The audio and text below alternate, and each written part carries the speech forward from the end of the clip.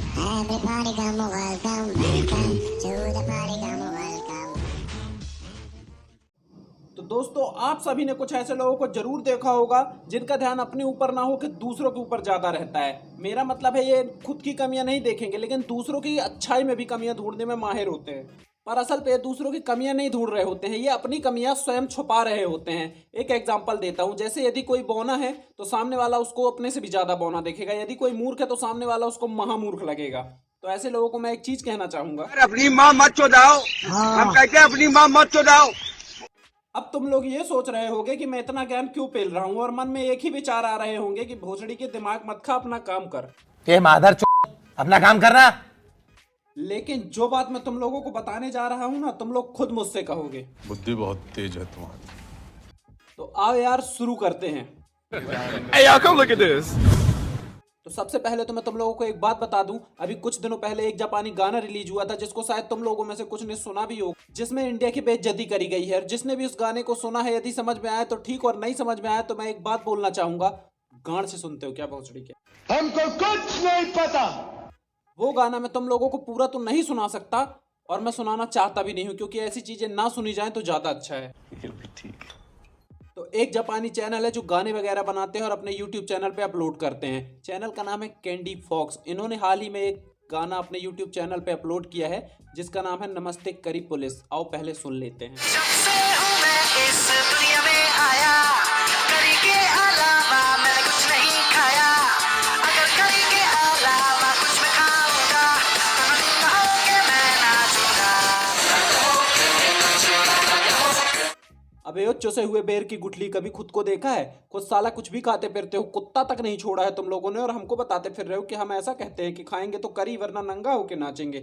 हम नंगा होके नाचे ना नाचे, तुझे जरूर नंगा करके नचवाएंगे। ये जो गाना बनाया ना तुमने, उसके लिए सिर्फ इतना ही नहीं, जब नंगे होके नाच रहे होगे ना तो पिछवाड़े गांड में ऐसा बम्बू घुसाएंगे कि तुम्हारे इंडिया का नाम लेने से पहले भी सोचोगे। ये बड़ी अच्छी बात कही आप। पर एक मिनट, बम्बू वगैरह का तो तुमको कुछ असर पड़ेगा नहीं, क्योंकि तुम लोग तो लेते रहते हो ना अंदर बाहर। एक तो साला इनकी शकल से ये नहीं पता चलता कि कौन सा लड़का है कौन सी लड़की है। साले सब एक जैसे लगते हैं, एक ही बाप की पैदाइश है, सिर्फ इनकी माएँ अलग हैं। और हमको बताने चले कि हम कैसे हैं और क्या खाते हैं, हमको क्या खाना चाहिए। पहले अच्छे से सर्च कर लो। और तुम क्या सर्च करोगे? सुहाग रात में बीवियां तो ढूंढ नहीं पाते होगे, एक दूसरे की बीवियों के साथ लगे पड़े रहते होगे और ज्ञान दूसरों का पेल रहे हो। सही पकड़े हैं। और एक मिनट, इनके यहाँ सुहाग रात होती होगी? हाँ बिल्कुल होती होगी, क्यों नहीं होती होगी। बस फर्क है, ये लोग उसको सुहाग रात नहीं चुदास रात बोलते होंगे। कुछ भी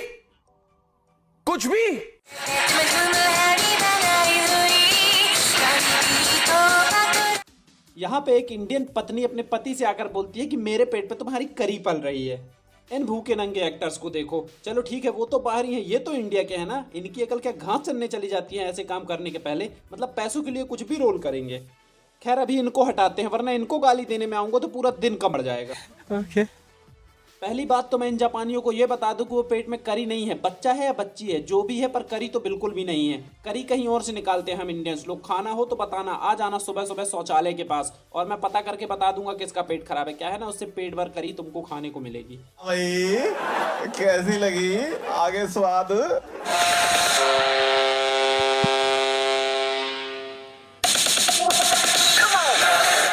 यहाँ पे ये जापानी ये बताना चाह रहे हैं कि हम इंडियंस हर जगह बिना टिकट के ही सफर करते हैं। तो मैं इनको ये बोलना चाहूंगा कि चमगादड़ की गांड को चमन बाहर समझकर चाटने वाले चूतियों, कौन सा इंडिया देखा है तुमने? अभी हम लोग यदि ट्रेन में चढ़ते हैं ना, कुत्ता साथ में लेके चलते हैं तो अपने साथ साथ उसकी टिकट भी कटाते हैं। तुझे भी एक टिकट भेजता हूँ, क्योंकि तेरी इज्जत भी कुत्तों के बराबर ही है हमारे लिए। आज और एक काम भी दूंगा, सांड के लंड चूसने का।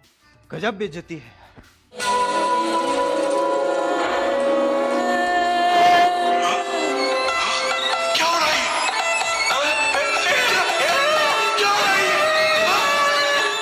ये इनकी वीडियो का मेन पार्ट है। गणपति बप्पा को एक जिन बना के रख दिया इन्होंने। मैं इनसे बताना चाहूंगा, अबे वो गणपति बप्पा हैं, वो तुम्हारे जिन को फूंक मार कर पाताल लोक पहुंचा देंगे, और मैं तुम्हारी गांड में उंगली देके शक्तिमान बन जाऊंगा यदि ऐसी गलतियां की तो।